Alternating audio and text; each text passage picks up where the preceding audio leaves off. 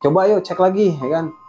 Wah kagak ah, ntar aja, lu rasain kata dia.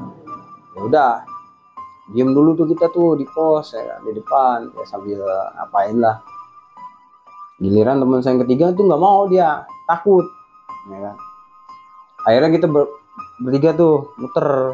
Oh bareng-bareng sekarang. Bareng-bareng. Biarin aja lah depan di kunci ini kan. Nah, muter pas sampai di tempat itu lagi, tempat waktu saya ditangisin itu, dan dia juga katanya di situ. Terus situ diketawain di situ Iya, tempat yang sama. Di belakang. Jadi ini kan muternya letter L gitu tuh. Nah, di pojok yang sebelah situ tuh.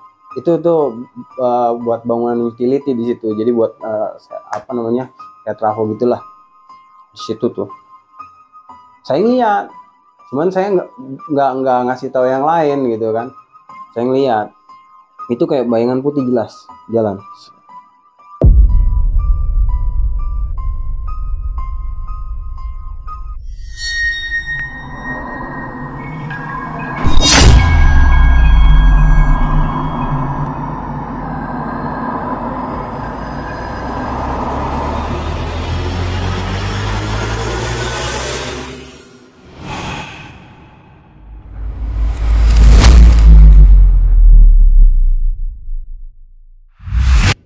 Assalamualaikum warahmatullahi wabarakatuh. Masih di channel Kota Mistis, Korek Cerita Mistis, dan masih juga sama saya Rika yang akan menemani kalian. Apa kabar kawan mistis? Semoga kita semua selalu berada dalam keadaan baik-baik aja, dimudahkan segala urusannya dan diperlancar dalam kita mencari rezeki. Nah, kali ini kita udah kedatangan bintang tamu. Bintang tamu. Itu narasumber abang siapa bang? Kita kenalan. Andi. Iya, abang Andi. Ini tinggal di mana bang? Saya tinggal di Tambun. Oh, kegiatannya apa nih bang? Saya sebagai security. Oh, security siap. Nah, ini ada kejadian apa bang yang dialamin? Boleh spill sedikit? Oh iya, jadi waktu tahun 2015 saya pernah tugas di salah satu proyek buat bangun pabrik. Nah, di sana saya tugas tuh banyak mengalami kejadian-kejadian aneh gitu. Sering ditampakin lah intinya kayak gitu. Oke bang, itu spill sedikit cerita dari Bang Andi. Nah, buat kawan mistis yang punya cerita horor mistis ataupun cerita pendakian, kalian boleh kirimkan voice note kalian ke WhatsApp di bawah, dan nanti tim dari Kota Mistis akan menghubungi kalian. Oke, tanpa berlama-lama, kita langsung bang ceritanya. Ya, jadi pada 2015 saya dapat tugas di salah satu pabrik buat gantiin teman saya tuh. Di sebelumnya ada teman saya tugas di sana, ada 9 orang. Di sana kan masih proyek ya, bangun pabrik baru. Kebetulan yang jaga tuh ada 3 regu, 1 regu ada 3 orang gitu.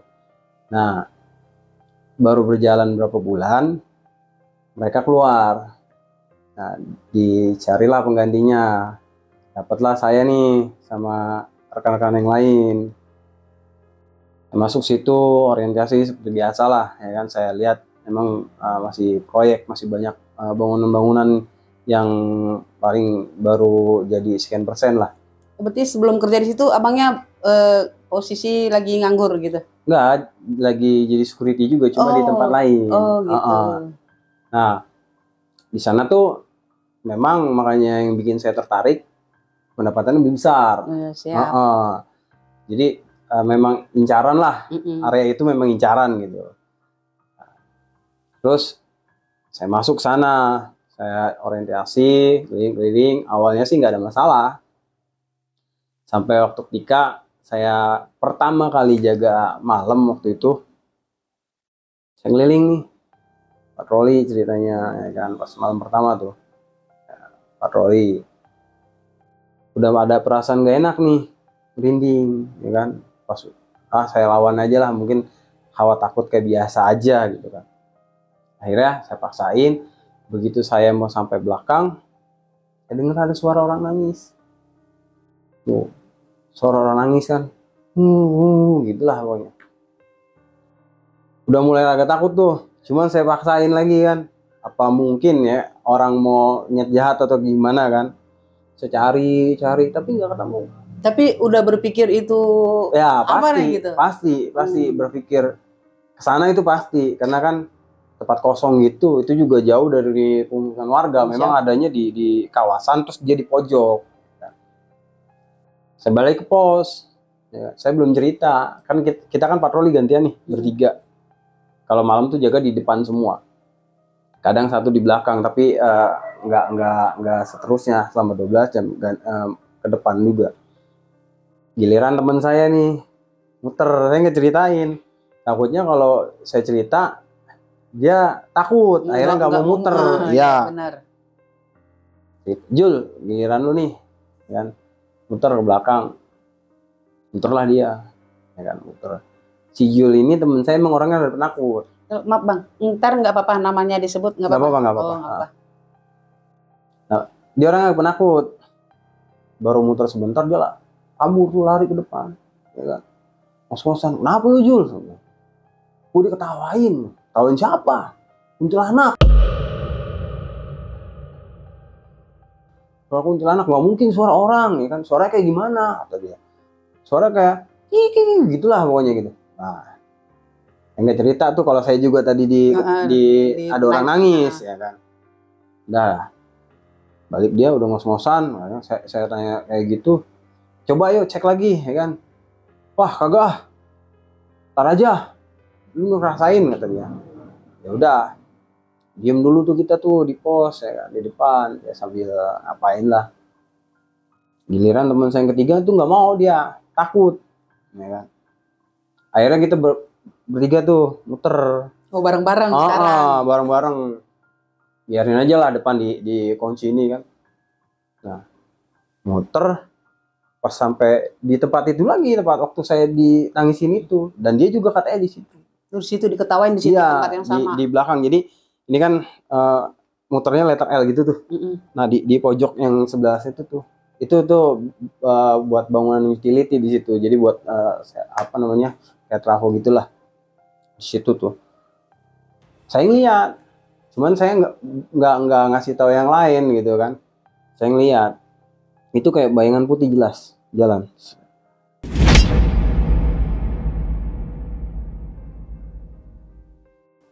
Arahnya ke belakang, ya kan. Udah, gak ada apa-apa kan? Udah, besok mah gak usah takut. Namanya mungkin hari pertama kita, malam pertama aja udah begituin, ya kan. Udah, akhirnya kita ke pos tuh, ya kan, ke depan.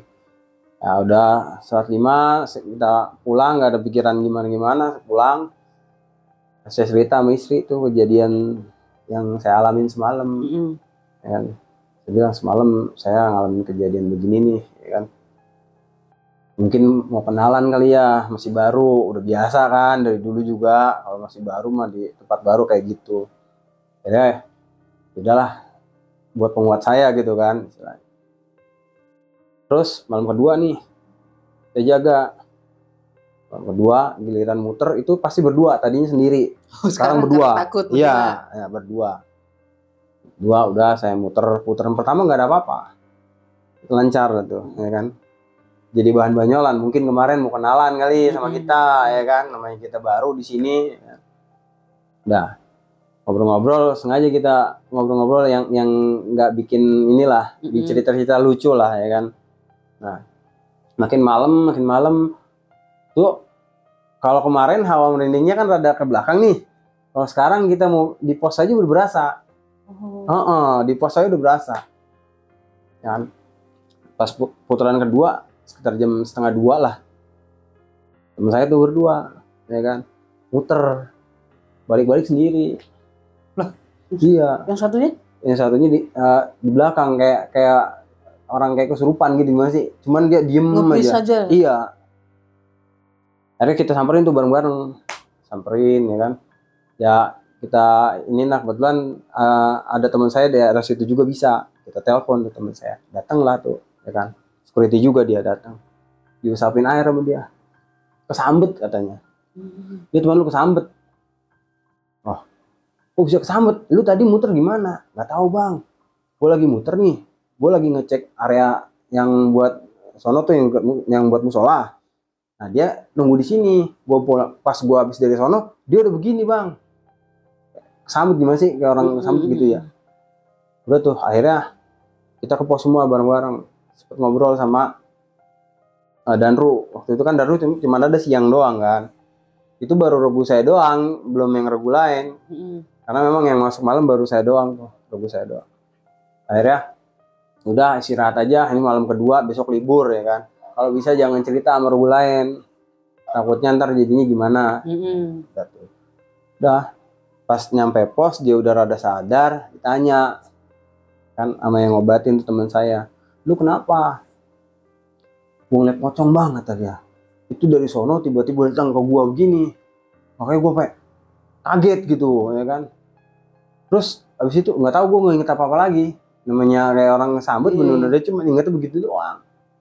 Sempat nggak masuk tuh dia, habis libur sempat nggak masuk sehari juga, mungkin masih ini kali ya, trauma, masih takut shock. Iya, udah tuh saya udah libur ya kan, sampai rumah udah biasa aja lah, tapi masih agak takut nih ya kan. Waduh, ini baru jaga sebentar aja udah begitu ya kan.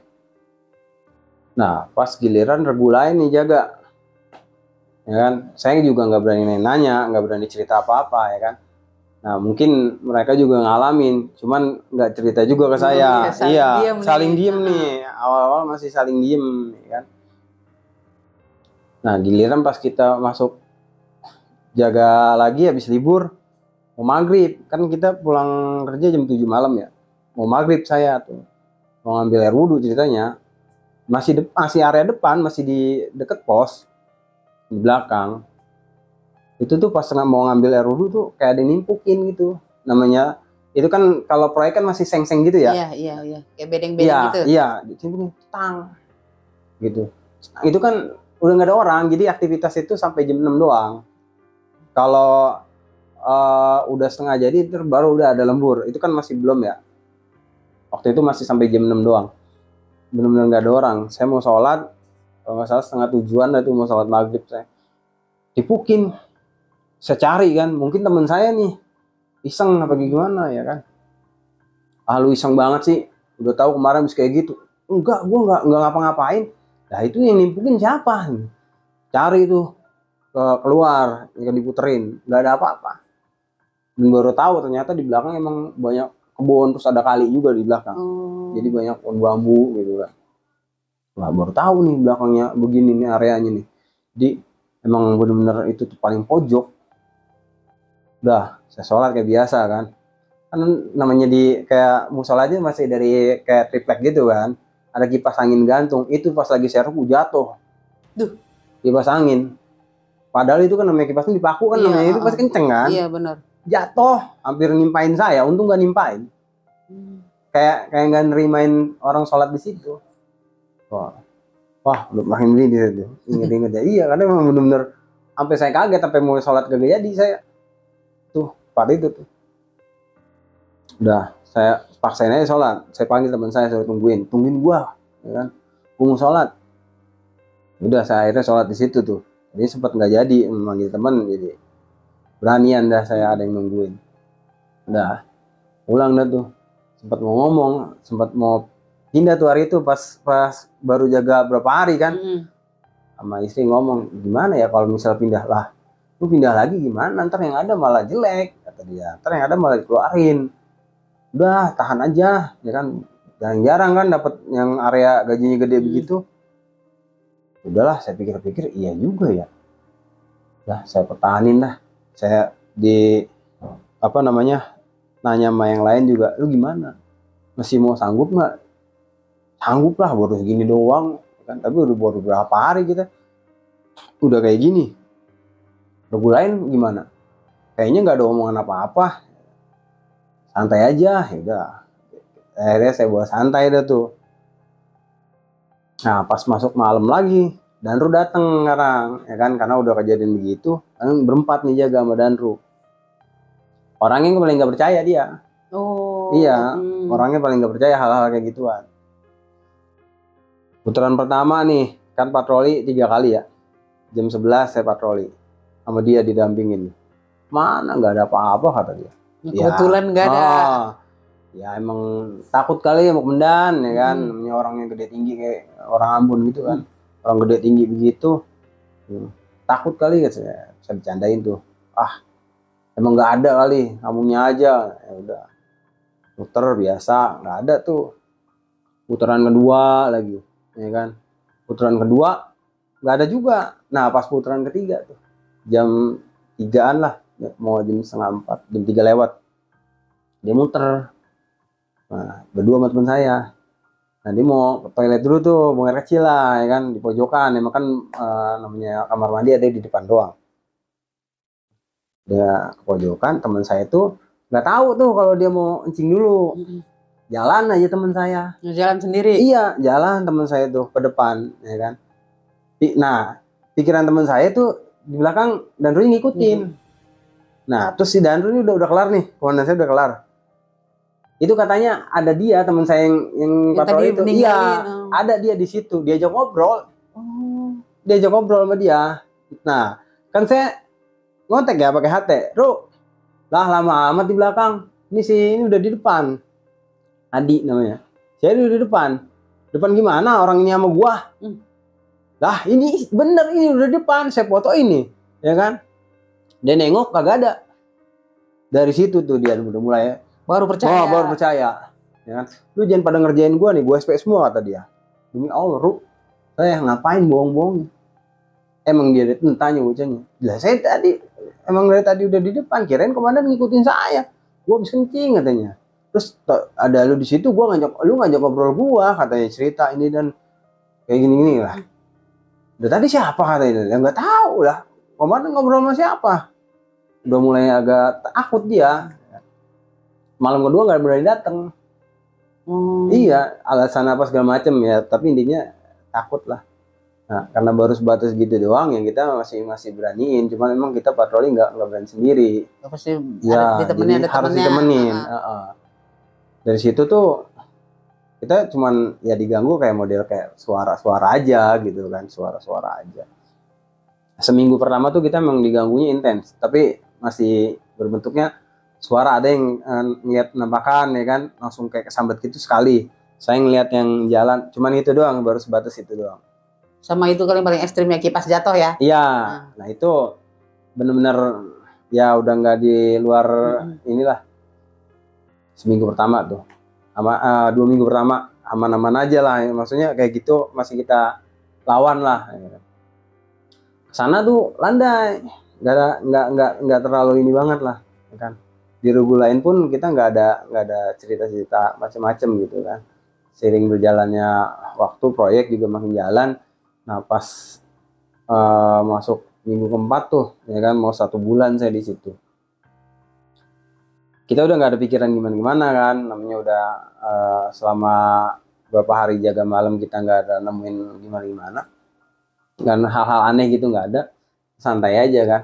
Nah pas saya lagi mau ke belakang, kan memang kabel udah masuk tuh, jadi kita harus sering kontrol. Tadinya cuma 3 kali, kita sering kontrol aja tuh area yang buat turun kabel itu. Kabel masuk, jadi udah habis bongkaran nih, kan itu udah keluar semua. Di dalam teman saya ngobrol, katanya dia ngobrol sama kuli, sama orang proyek yang habis bongkar kabel. Ngobrol dia, saya datengin kan, orang saya ngeliat tuh bocah kenapa ngomong sendirian. Iya, ya kan. Nah, Jul, lu ngobrol sama siapa? Lah itu lu nggak ngeliat siapa, kata saya gitu kan. Lah itu orang kuli proyek. Yang mana tuh coba lu ke pojokan situ, dia berdua. Saya kagak ada orang, Jul, lu jangan nakut-nakutin gua, kata dia. Lah bener kagak ada orang, sumpah. Ayo kita kesana kalau nggak percaya. Samperin sama saya. Lah iya nggak ada orang. Udah keluar kali. Coba tanya si Adi, dia ada yang keluar nggak? 2 orang. Nggak ada. Ini udah gua kunci nih. Waduh, udah mulai lagi kan? Nah ini udah mulai lagi nih. Saya balik tuh, udah balik ya kan. Patroli lagi saya pas jam setengah 12 tuh, setengah 1 saya patroli lagi, ngecek area lagi karena ada kabel kan. Nah di situ jadi ada bangunan yang buat office nih. Dia kan 3 lantai. Kan belum ada ketutup kaca atau gimana, baru bangunan gini doang kan. Di situ saya ngeliat ada kayak perempuan duduk di lantai 3 tuh. di yang lantai 3 pas di pinggiran. Jadi kayak lagi kayak gini, cang-cang kaki aja gitu. Perempuan. Tapi bukan kayak baju putih gitu, bukan. Jadi cuma kayak pakai daster gitu, perempuan. Kayak bocah-bocah remaja lah, ya kan. Nah, lu ngeliat nggak di atas? Ada apaan katanya? Ada orang duduk. Ah, nggak mungkin lah. Coba naik ke atas kan. Pas naik ke atas, itu kita benar-benar ngeliat berdua. Itu bocah, ya mukanya hancur. Perempuan tadi? Iya. Lagi berdiri aja. Lah kita udah sontak buru-buru kabur lari berdua ke depan. Bagus nggak pingsan ya? Wah udah itu ngeliatnya rada jauhan, cuman emang begitu baru naik tangga pas masuk ruangan itu bocah udah ada. Langsung kita buru-buru turun lagi. Turun cepet gak mau muter tuh. Kita cuman bikin laporan palsu lah. Dulu mah kan laporan pakai HP juga kan, buat foto gitu udah di mana, kirim ke grup gitu. Kita sampai bikin laporan palsu gitu karena emang areanya gelap ya, asal aja kita foto. Saking kita nggak mau muter ke belakang, saking takutnya. Takut ya. Iya. Nah, udah tuh. Iseng saya nanya nih pas turun jaga sama regu lain, ya kan. Nah, saya gini, Will, jujur ya, lu selama jaga di sini nih kita udah mau sebulan, lu pernah ngalamin hal-hal yang mistis nggak? Yang bener nih, karena gue ngalamin terus nih, regu gue digangguin terus. Baru dia cerita, sebenarnya gue juga ngalamin banget ya. Cuman emang sama Dandru gue nggak boleh ngomong kemana-mana. Lu doang? Enggak, yang lain juga sama. Di sini tuh gue ngeliat pertama ada apa namanya bocah yang tadi dia udah ngeliat duluan. Tuh. Terus ada kayak orang parubaya lah, kayak kakek gitu, tapi nggak terlalu tua banget. Ada pocong juga dia pernah lihat situ tuh. Oh berarti ngelihat semua ya, cuma pada nggak tahu karena nggak saling cerita. Iya, nggak saling cerita. Jadi bener-bener bukan 1-2 orang yang lihat tuh, memang semuanya nggak ngeliat. Maksudnya bukan nggak semuanya, tapi di setiap regu ada yang ngeliat. Iya, kayak di regu saya nih, yang udah ngeliat kan 2 orang nih, saya sama yang si Adit yang ini, ya kan. Masih Ijul juga, cuman dia berbentuknya mah nyerupain orang, maksudnya kayak diajak ngobrol gitu, ya kan. Dan terus saya juga, kalau yang di regu lain mah nggak ditampakin beberapa orang, maksudnya nggak orang bener gitu. Memang bener dalam keadaan dia menyerupai setan udah. Yang mukanya hancur. Di regu lain mah, ya kan. Terus yang regu satunya lagi juga begitu. Nah kita udah sempat mau ngomong ke ini juga kan, chip kita kan, mau minta pindah, gak dikasih katanya lah. Kamu pindah, kamu baru sebulan di sini kok pindah. Terus yang gantiin kamu ntar siapa, ya kan? Sedangkan kalau mau narik anak baru juga nggak gampang, harus nunggu mereka selesai pendidikan dulu. Udahlah, kalau masih mau kerja, udah lanjut aja. Kalau mau resign sekalian, gak usah pindah area, digituin ya. Kita namanya pikiran mau kerja ya, akhirnya udah bertahan dah. Nah pas udah habis kejadian kayak gitu, ada sekitar 4 harian, sore-sore tuh ada kren rubuh. Orang proyek gitu lagi naikin apa gitu ya, kren rubuh nimpa orang proyek itu, nimpa pekerjanya.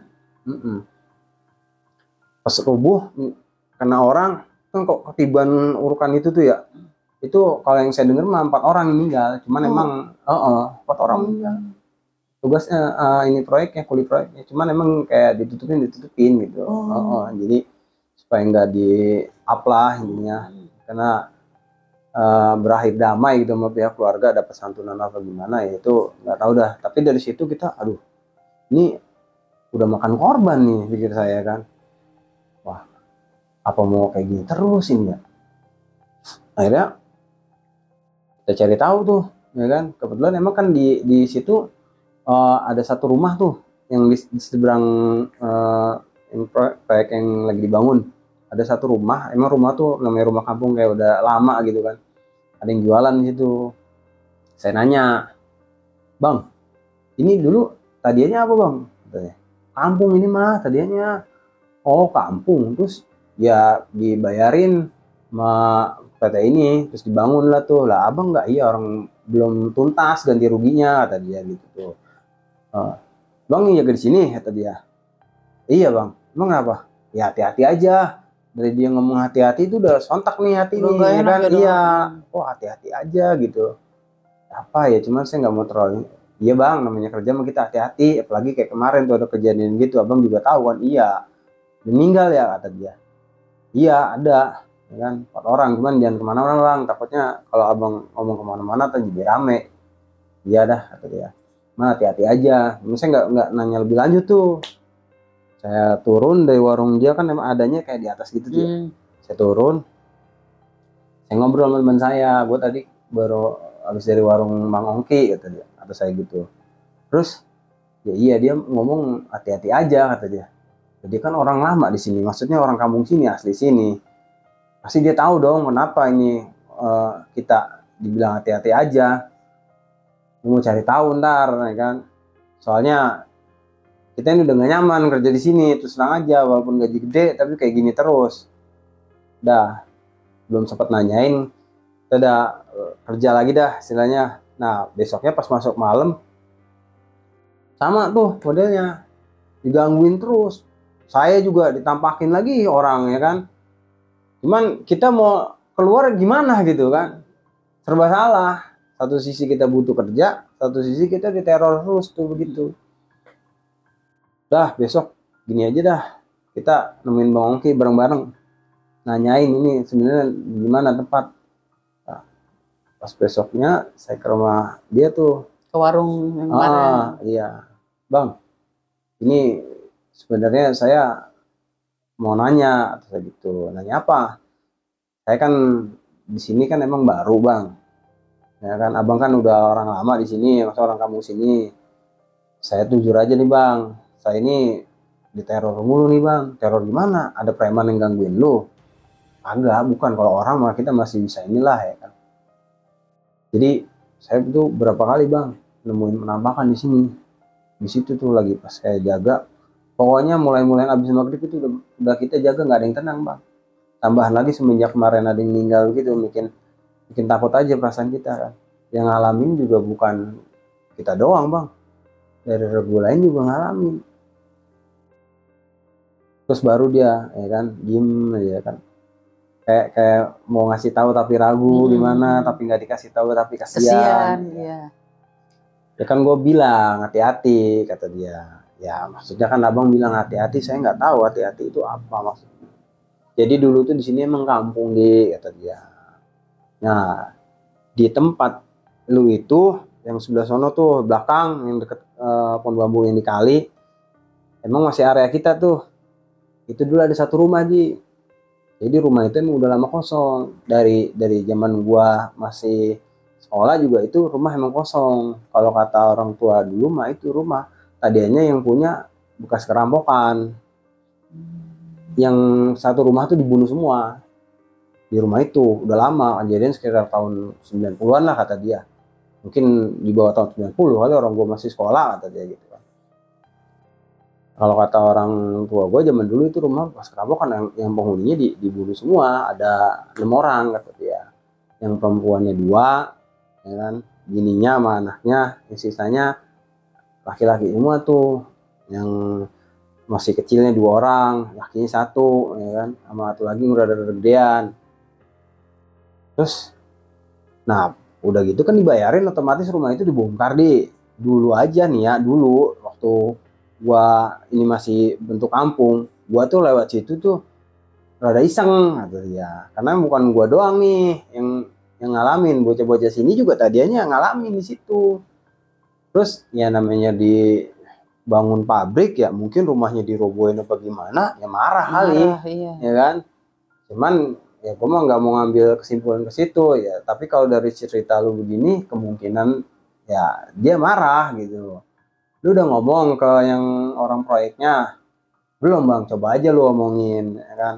Mana tahu dia bisa ya kan, apa harus diselamatin dulu, apa mau gimana lah namanya tempat beginian. Wah gak berani bang saya ngomongnya ya kan, namanya dia mah bos. Takutnya saya ngomong begini ntar kesannya saya gimana kan. Takutnya nggak percaya juga. Iya, akhirnya kita udah tahu udah tuh. Nah, kita ngomong ke Danru bang, dan jadi emang ternyata di area ini tuh di belakang yang tempat kemarin komandan ngajak ngobrol itu dulu katanya ada rumah, emang rumah kosong bekas korban perampokan di situ. Dia percaya tuh, tadinya emang orangnya nggak percaya karena emang udah ngalamin gitu, dia percaya. Akhirnya terus gimana solusinya? Ya ngomong aja ke yang pimpronya, ya kan, mungkin ntar dia bisa selamatan atau kayak gimana. Udah, biar ntar urusan di sananya dari pimpronya mau kayak gimana, kita mah nyampein aja. Nah udah nyampein gitu, saya balik lagi kan, nggak tahu udah disampein apa enggak ya. Nah kan saya muter tuh ke belakang jam 1:30 tuh waktu itu, emang udah banyak yang jadi gedung ya kan. Ini 2 minggu sebelum resign. 2 minggu sebelum resign ya kan. Nah keluar, saya kan ngecek kamar ruangan-ruangan yang udah ada pintunya tuh ya kan, saya cek satu-satu. Kedua, nah saya masuk tuh ke ruangan, ada yang buat ruangan office lah intinya. Saya nggak ngeh kalau itu tuh ada di bawahnya tuh, dia kan di lantai 2, ternyata memang di bawahnya deket yang tempat rumah itu. Dulu ya kan, nggak ngeh saya cek, kayak saya masuk, kekunci saya Di dalam ruangan. iya di dalam ruangan itu bener-bener saya sampai pucet, bener-bener kayak ketakutan segubrak sekuat tenaga, nggak kebuka-buka. Temen saya nggak dengar, saya kontak nih di hati, nggak ada, kayak nggak ada sinyal, nggak nyambung ya. Wah saya ketakutan, bener-bener ketakutan. Namanya pintu, yang heran itu belum ada kunci tapi nggak bisa kebuka, belum ada kunci. Tapi nggak ada ngeliat apa-apa di situ. Nggak ada ngelihat mah, cuman emang bener saya lagi ngecek ini kayak kedorong langsung gitu. Wah saya teriak-teriak gitu, gak ada yang denger. Napas saya udah lemes ya, perasaan saya udah hampir setengah jam sama saya itu di situ. Saya udah lemes, emang ketakutan, saya udah tahu ceritanya gimana. Udah tuh jatuh, saya kayak mau pingsan, jatuh kayak lemes, dengkul saya jatuh simpuh gitu. Pintu kebuka, temen saya nyamperin, lu kenapa ya kan, lu gimana sih, gue dari tadi kekunci begini dalam kagak mau bukain. Lah kok kunci gimana, nggak ada kuncinya, gue juga nggak dengar suara lu teriak gimana. Gue dari tadi di sini nungguin lu ya kan sambil main HP, gue pikir lu lagi buang air atau kayak gimana. Kagak, gue kekunci dari dalam, saya bilang gitu kan. Gue pikir lu yang ngunciin, demi Allah gue kagak nutupin, lu ngapain sih masuk ke dalam, kata dia. Ya gue mau ngecek, namanya ruangan ya gue mau cek satu-satu, apalagi udah banyak barang kayak gini. Wah langsung saya buru-buru tuh dibawa ke depan sama temen saya, emang udah lemes banget ya, kasih air saya tuh, dulu istirahat ya kan. Kayak orang gimana sih, kayak lemes, kayak putut, kayak nggak bisa inilah ya kan. Udah bengong aja. Iya, udah saya senderan aja kan, dibawa pulang tuh, padahal belum waktunya pulang. Malam itu juga saya dibawa pulang, nggak masuk tuh. Akhirnya dia jaga berdua doang, nggak berani kemana-mana kan. Saya pulang, dia tinggal berdua. Saya di rumah kayak kebayang-bayang mulu tuh kejadian yang di sono sama saya di PT. Ada 2 hari saya nggak masuk, habis libur nih, karena harusnya 2 hari masuk pagi, saya nggak masuk tuh. Kayak masih nggak enak badan gitu, terus kayak hampir kayak orang depresi lah. Saking kayak saya takut gitu, tapi saya bingung mau resign nggak, mau pindah area belum dikasih. Udah pas saya udah agak enakan, saya coba iseng tuh tanya teman saya, John, lu dulu keluar dari situ kenapa? Oh itu nelpon yang sebelumnya gantiin. Iya, ada teman saya John, orang Lampung. Emang lu di situ? Iya, gua gantiin lu. Berapa orang? Semua 9 orang. Terus lu kuat? Gak kuat gua. Sebenarnya ada apa sih? Ya nggak usah gue jawab, lu juga udah tahu kan, udah ngerasain. Jadi makanya gue kemarin John berapa kali kan, dari awal gue masuk tuh dari teror, makanya gue nggak kuat, makanya gue semua tuh pindah, kata dia. Terus datang lalu, gue mau ngomong sebenarnya, cuman gimana ya, biar lu rasain dulu dah, kata dia. Suwe ya teman gitu ya. Kata saya, kalau lu nggak ngomong sih, lu jadi ngerjain gitu orang nih semua nih, ya kan. Si itu udah keluar, ada teman saya udah keluar duluan, dia resign emang, ya kan? 1 orang tuh resign. Nah, saya bilang lagi ke istri, ini gimana, kondisi udah kayak gini mulu nih, ya kan. apa mau tetap bertahan atau mau resign apa gimana, ya terserah ya, kalau udah begini mah ya kan, kasihan juga ngelihatnya. Ya kan, mungkin jauh kali dari agama, maksudnya jarang sholat kali, ya, nggak ngaruh juga sih kata saya. Kalau misalnya urusan gituan mah masalahnya semua rata-rata kena, ya kan. Udah apa begitu saya masuk, tanya sama temen, lu gimana, udah enakan ya, ini masuk malam nih, kira-kira kita gimana nih, ya kan.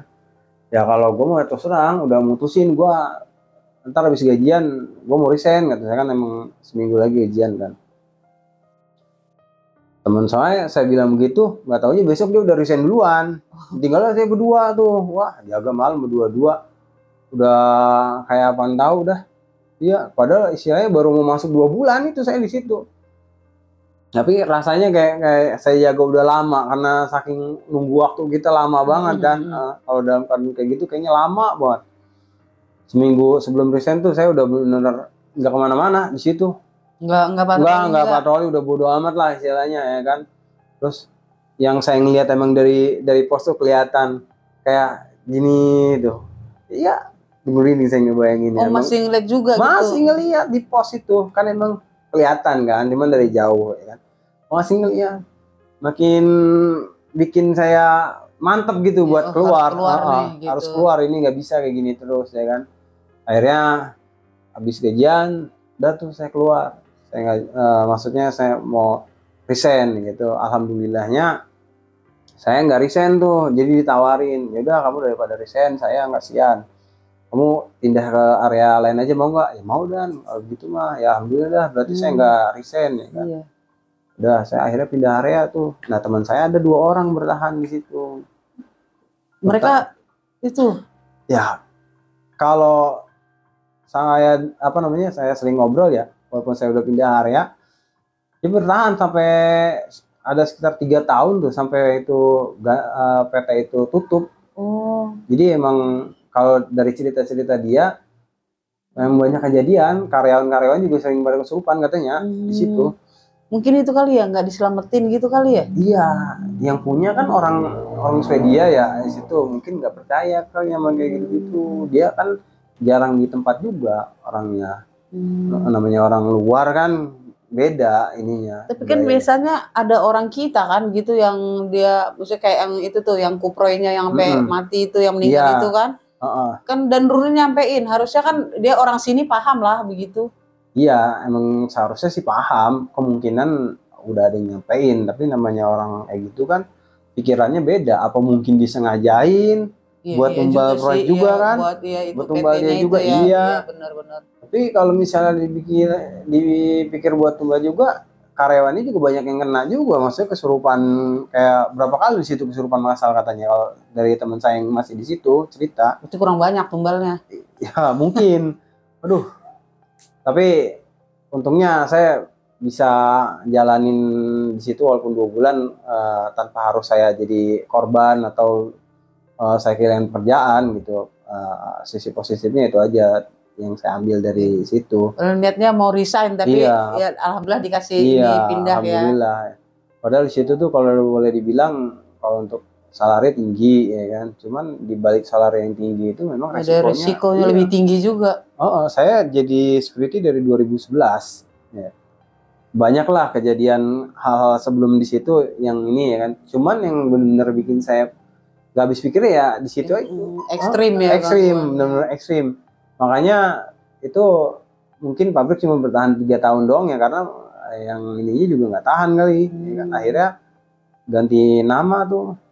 Mungkin saat itu juga udah diselamatin atau gimana, saya nggak tahu. Dan makanya yang saya tahu tuh setelah 3 tahun udah bukan itu lagi pabriknya. Sampai sekarang masih ada. Oh, tapi itu nggak, ada pabriknya doang? Ada pabriknya doang. Namanya udah beda. Nama pabriknya udah beda. Oh, ganti nama. Jadi, tapi ini produksi gitu, maksudnya jalan pabriknya? Kalau jalan sih nggak tahu ya kalau sekarang ya. Kalau dulu selama 3 tahun dia masih jalan. Dia kan bikin kayak produk-produk yang dari stainless gitu. Ada juga yang buat minuman, kemasannya tapi bukan minumannya kayak gitu. Terus abangnya pindah area, aman di situ? Kalau pindah area sih alhamdulillah aman. Jadi ya namanya kita security mah masih nemuin lah, ada aja. Cuma nggak se ekstrim itu gitu. Karena kita udah pengalaman di tempat itu juga. Jadi keadaan-keadaan mistis tempat lain tuh nggak terlalu kita ambil. Biasalah ya, cuma gitu doang gitu. Gak sampai kita bener setiap jaga malam tuh diteror gitu. Kalau itu bener nyata diteror kita, dan bukan satu regu doang, hampir semua regu. Makanya sering ganti personil di situ, walaupun gaji gede tapi sering ganti personil. Kalau yang pindah area itu gajinya jadi down? turun jauh. Ya tapi kan kita mau nyari nyaman ya, berlangsung lama gitu. Daripada itu cuma 2 bulan doang. Iya, gaji gede. Ini 2 bulan doang. Batin hidup kagak tenang ya. Iya, makanya. Jadi cuma dapat 2 bulan. 2 bulan doang. Lumayan dah 10 juta, tapi hati deg-degan. Iya. Hampir kehilangan kerjaan malah kalau kita nggak tahan-tahan di situ. Iya benar. Tadi niatnya mau resign ya?